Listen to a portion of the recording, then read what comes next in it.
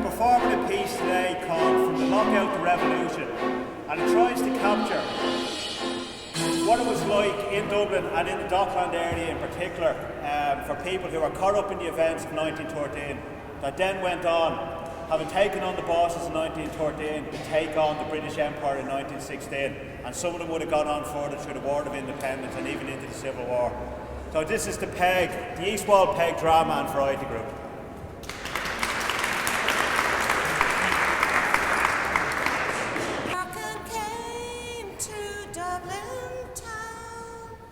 Said he, the poor have mighty weapons to fight and bring their tyrants down.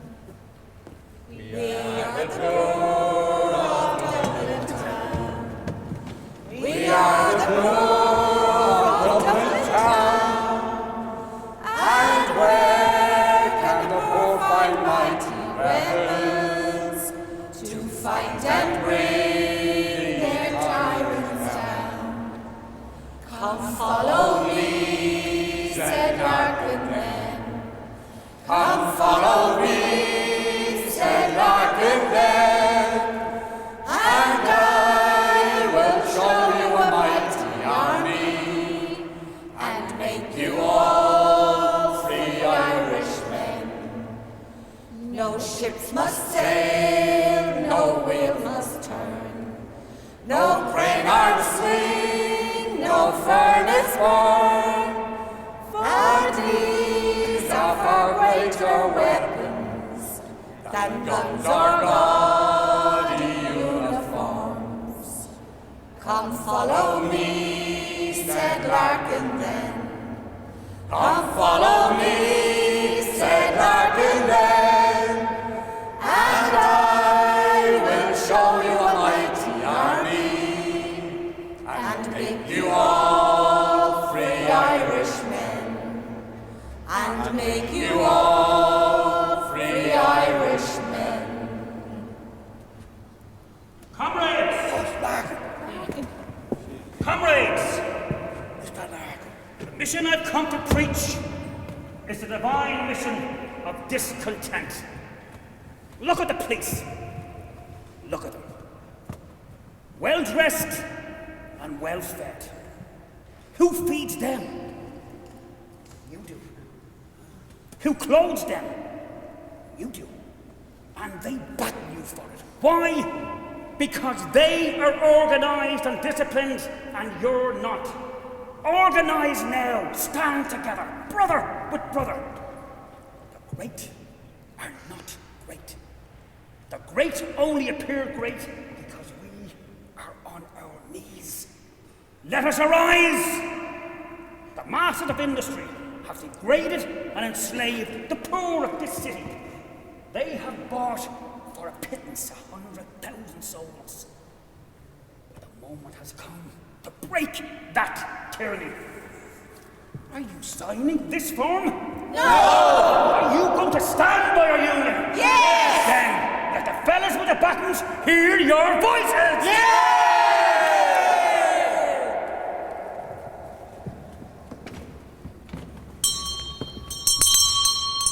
Ere the blanket upon her set, ere the table, ere the chair. Best prices in town now for pairs of ornamental pieces.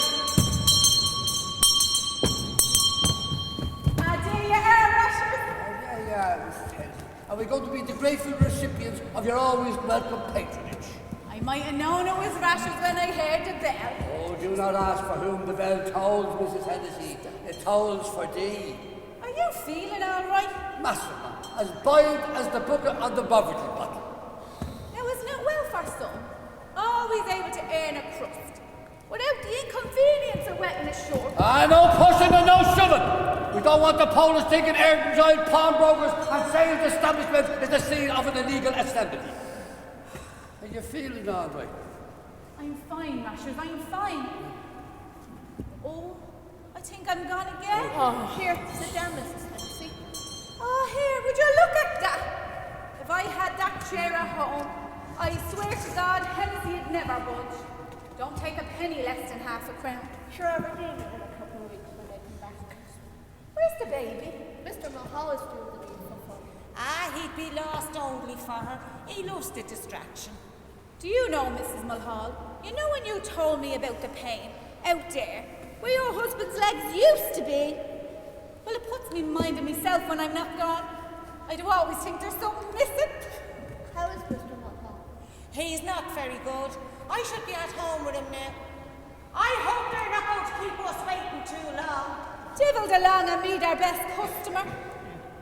I have Hennessy going around with 1.5 miles of bandages wrapped around his head since them riots in Ringsend. Didn't know Hennessy was on strike too. Hennessy hasn't hurt the feelings of a decent day's walk in 10 years. But that wouldn't keep him out of trouble.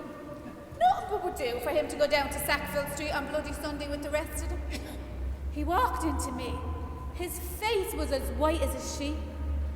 What's up, Hennessy, says I. Did Larkin show up? He did, says he. He got into the Imperial Hotel disguised as an old man and addressed us all from the balcony. And what did he say, says I don't know, says he. There was a terrible batting charge and I got walked on by a horse. Merciful God! Right enough, I didn't believe him at first. But when he took off his shirt, he was black and blue all over. Those Polish are bowsies. The men shouldn't attack the clothes. It only makes things worse. It only brings them in to break up our homes on us. Mrs. Moran told me they broke into her house and smashed every scrap of delf the poor soul had. Well, says I, there's little of mine to smash, and what's left is safely stored in the Airdens Isle pawnbroking establishment. Larkin said you were sending over some food chips. Were you down in the kitchen delivering, huh? No, I wasn't. I went down myself. I was waiting on handover by Countess Margaret herself, no less. Oh, Jesus, they're getting very posh down there. You're entitled to go down, Annie. I know. No point in me going to Liberty Hall. And why not? Your husband has to be working to be in the union. Mind you, Hennessy did his bit. I'm sure if you went down there and told them how he got walked on by a horse. Hennessy wouldn't get the breath of his nail, not even if he was walked on by an elephant. Level on there now, ladies. First come, first served.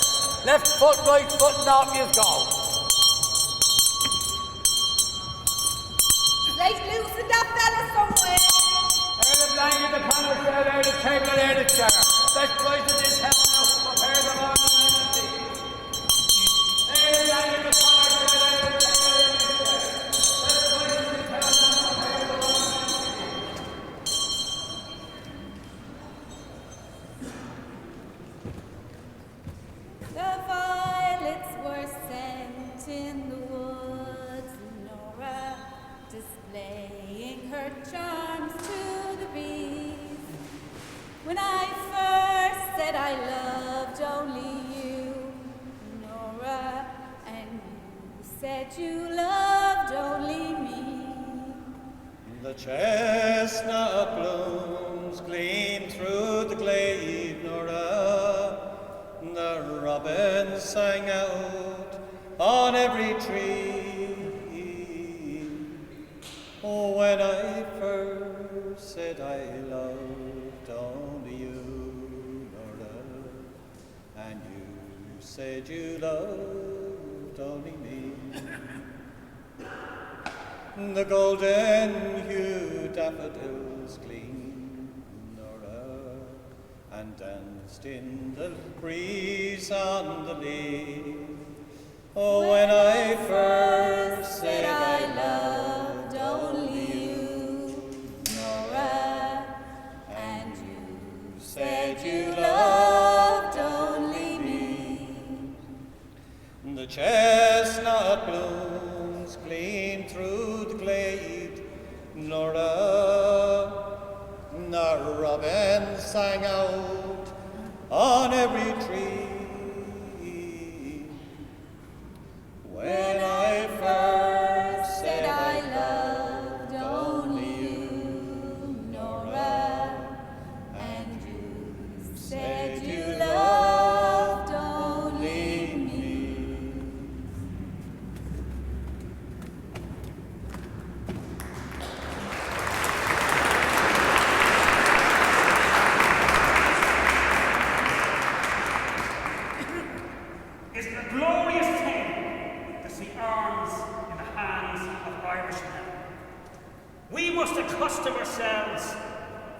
thought of arms.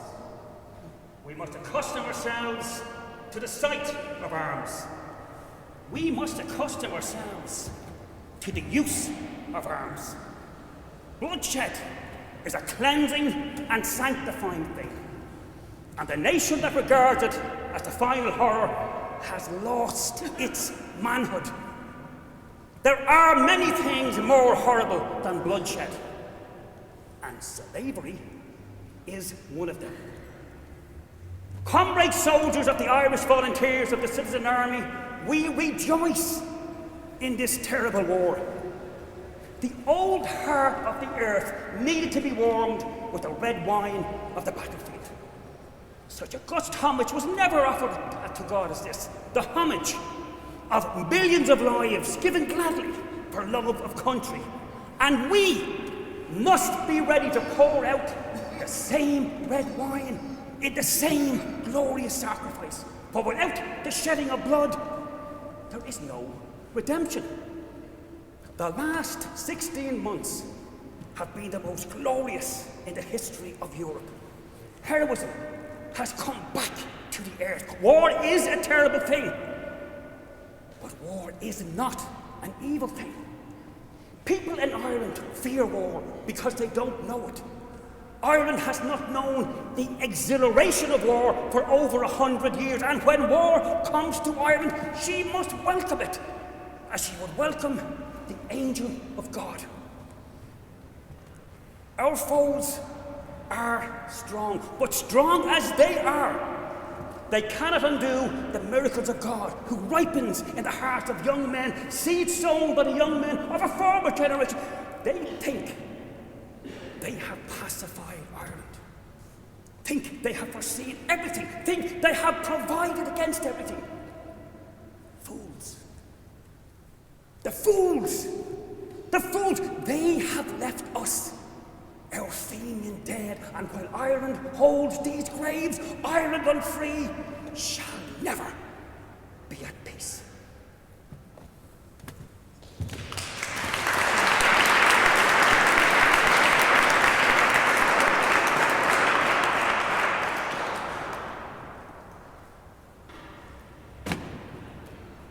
I can't help thinking every shot fired would be fired at Jack, and every shot fired at Jack will be fired at me. What do I care about the others? I can only think of my own self. No woman gives a son or a husband to be killed, and if they say it, they're lying. Lying. Lying to themselves, lying to God, lying to nature. One blasted hussy down at a barricade told me to go home. Stop trying to dishearten the men. She said to me, "You're not worthy to bear a son of a man out fighting for his freedom." I clawed at her. I smashed her face till we were separated. And I was pushed down the road, and I cursed them. I cursed the rebel ruffians and the volunteers for driving me raving mad out into the street, seeking me own husband.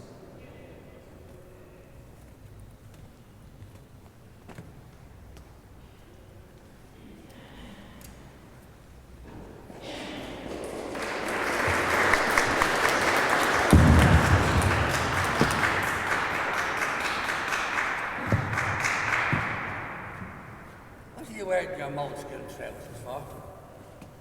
I have to go out with a job, sir. Just after you went, the vine came running in and says, Father says, if I go up to the job that's going on in Rathmines, I guess it starts. Holy, that's good news now. How is it good news? I wonder if you're in my condition, would you call it good news? I thought. You thought? You think too sudden sometimes, sir. Do you know I'm barely able to crawl with the pains in my legs? I do forget about the pains in your legs. You know you can do nothing when they're at you. I don't think any of you realise the state I'm in with the pains in these legs of mine. What's happened if I have to carry a bag of cement? Oh, any man with them pains in their legs could do nothing. Do nothing. I wouldn't mind if he said it to himself, but no, no. he has to burst in and shout it out in front of Juno. And you know what Juno is, Joxer? I mean, we all know Devine knows a bit more than the rest of us, but he doesn't act as if he did. He's a good boy, sober, well able to talk and all, but still. Able to argue for you, but still. If he's chasing after Mary himself, he's not going to be chasing after me. Captain Boyle is well able to take care of himself. After all, I've not been brought up on Viril. I never heard him using a curse. I don't think he was ever drunk in his life, so he's not like a Christian at all. You're not taking the words right out of me mouth. Sure, a Christian is natural, and he's unnatural. His elder was the same. A Wicklow man. A Wicklow man? I said that explains everything. I've met many a Wicklow man in my day. I never met one that was any bloody good. Father Ferdle sent me to tell you, says he. Father Ferdle. Do you know, Joxer, I never like to be beholden to any of the clergy. If they want at all for you, they want you to be living in their chapel. Stay this way enough. I'm going to tell you something, Joxer, but I wouldn't tell another living soul. The clergy always had too much power over the people in this poor, unfortunate country. You know, you could sing that if you had an air to it. Didn't they stop the people from seizing the corn in 47 and they starving?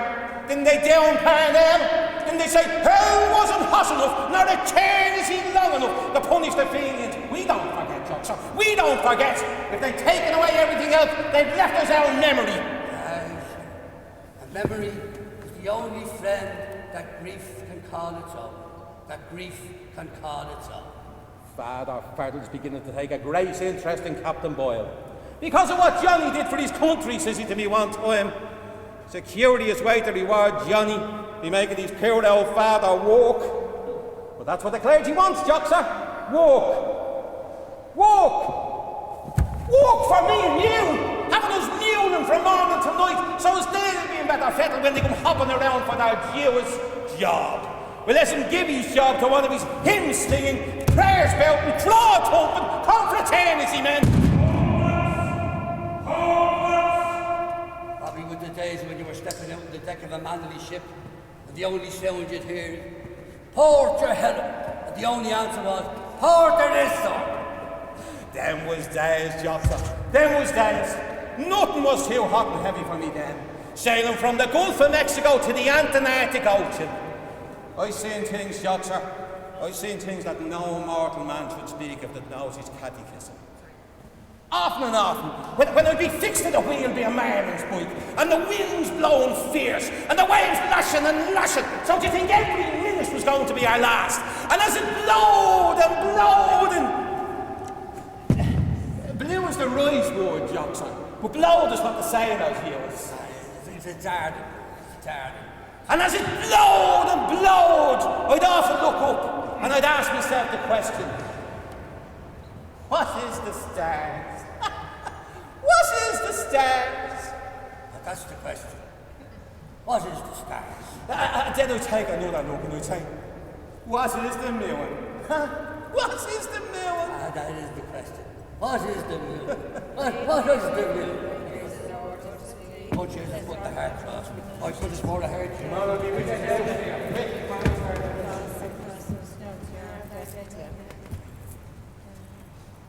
It's a long journey we go on, but God is good, and the Republic won't always be down. What good is it to me now whether they're up or down? It won't bring me darling boy back from the grave. Still and all, he died a noble death, and we'll bury him like a king. And I'll go on living like a pauper. It's the pains I suffered, carrying him into the world, to bring him to his cradle. To the pains I'm suffering now, carrying him out of the world to bring him to his grave. Me home is gone now. He was me only child. And to think he was lying for a whole night stretched out on the side of a lonely country lane, with his head, his darling head, that I often kissed and fondled, half hidden neath the water of a running brook. And I'm told he was the leader of the ambush, when me next door neighbour, Mrs. Madden, lost her Free State soldier son. Well, now here's the two of us, standing one each side of the scales of sorrow. balanced be the bodies of our 2 dead darling sons. Mother of God, have pity on the pair of us. Blessed Virgin, where were you when me darling son was riddled with bullets? When me darling son was riddled with bullets? Sacred Heart of the crucified Jesus, take away these hearts of stone and give us hearts of flesh. Take away this murdering hate and give us thine own eternal love.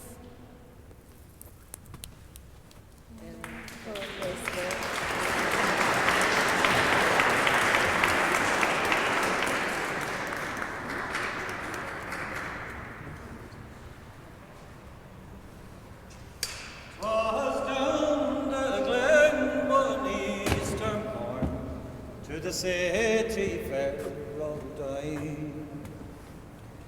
Their armed lines of marching men in squadrons passed me by. No fife did hum nor battle drum did sound out its dread tattoo, but the Angelus bell or the Liffey swell rang out in the foggy dew. Right proudly high over Dublin town they hung out the flag of war. 'Twas better to die 'neath an Irish sky than at Suvla or at Sudalbar. And from the plains of Royal Meath strong men came hurrying through, while Britannia's Huns with their long-range guns sailed in through the foggy dew. 'Twas Britannia bade our wild geese go, that small nations might be free. But their lonely graves are by soulless waves, or on the shores of the great North Sea.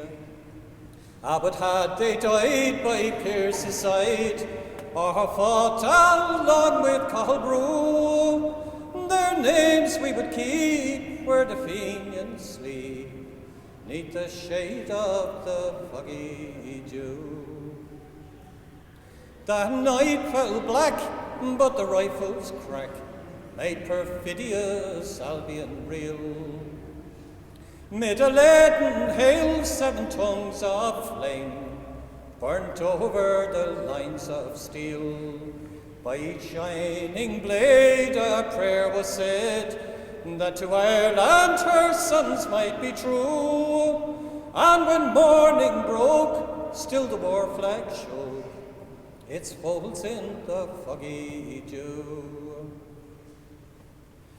But alas, they fell, and the sullen bell rang mournfully and clear.